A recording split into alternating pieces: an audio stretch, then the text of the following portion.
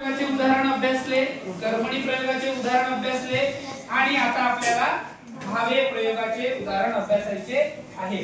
Sorry, Bhave प्रयोग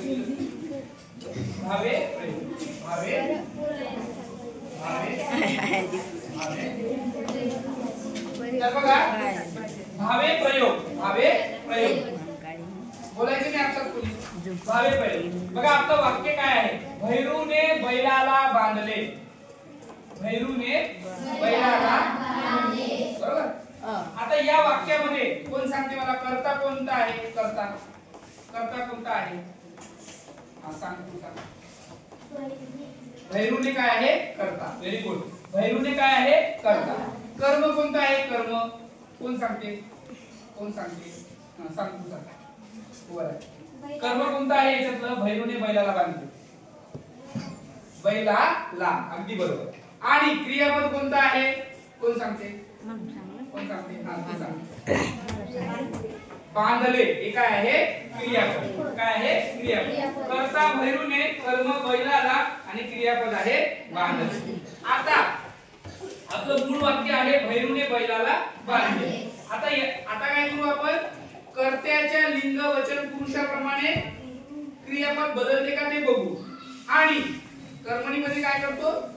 कर्माच्या लिंग आणि वचनाप्रमाणे क्रियापद बदलते का बघू. जर बदलत असेल तर ते कर्तरी कर्मणी प्रयोगामध्ये बसेल आणि बदलत नसेल तर आपल्याला भावे प्रयोग कसा होतो ते बघायचं आहे. बघा, आता भैरूने बैलाला बांधले. आता आपण पहिले कर्त्याचं रूप बदलू. काय बदलू? लिंग बदलू. आता भैरूच्या जागी आपण काय केलं? भैरवीने.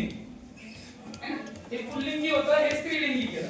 भैरवीने बैलाला बांधले. क्रियापद बदललं का? क्रियापद बदललं का?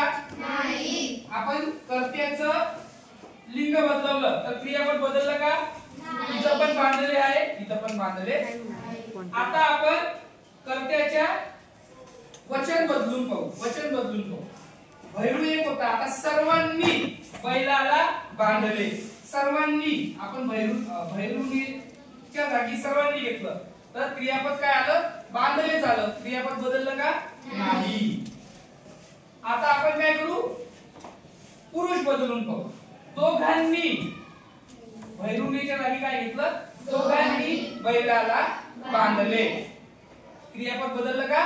नाही. म्हणजे हे कर्त्याच्या लिंग वचन पुरुषाप्रमाणे क्रियापद बदलत नाही. आता आपण कर्माच्या लिंग आणि वचन बदलून पाहू. क्रियापद बदलले. बघा, भैरूने, आता कर्ता तोच राहील आपल्याला. आता इथं काय होतं? बैलाला. आता बैलाच्या जागी आपण काय करू? गाय. भैरूने गायीला बांधले.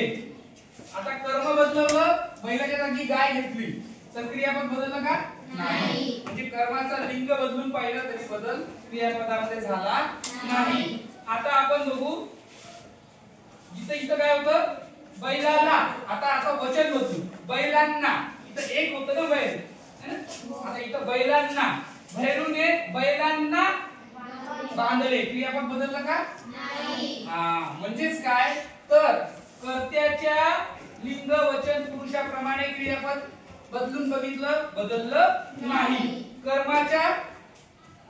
कर्माच्या लिंग आणि वचनाप्रमाणे क्रियापद बदलून पाहिलं, बदलत नाही. म्हणजेच काय? तर कर्त्याच्या आणि कर्माच्या लिंग वचन पुरुषाप्रमाणे जर क्रियापद बदलत नसेल तर ते वाक्य भावे प्रयोगाचे वाक्य असतात. समजलं तुम्हाला? समजलं? आणि भावे प्रयोग ओळखण्याची खूण काय आहे साधारण? तर कर्त्याला प्रत्यय असतो आणि कर्मालाही प्रत्यय असतो. इथं बघा, भैरूने, ने प्रत्यय आहे, बैलाला, ला प्रत्यय. हे ओळखण्याची खूण आहे. ठीक आहे. अशा प्रकारे आपण कर्तरी प्रयोग, कर्मणी प्रयोग आणि भावे प्रयोग याचा पूर्ण अभ्यास केलेला आहे. वाक्यांचा अभ्यास केलेला आहे. पेपर मध्ये जर याच्याविषयी काही प्रश्न आला, वाक्य आले तर आपल्याला ओळखता आले पाहिजे आणि कर्ता कर्म क्रियापद ओळखता आलं पाहिजे. वाक्य बदलवताही आले पाहिजे. समजलं?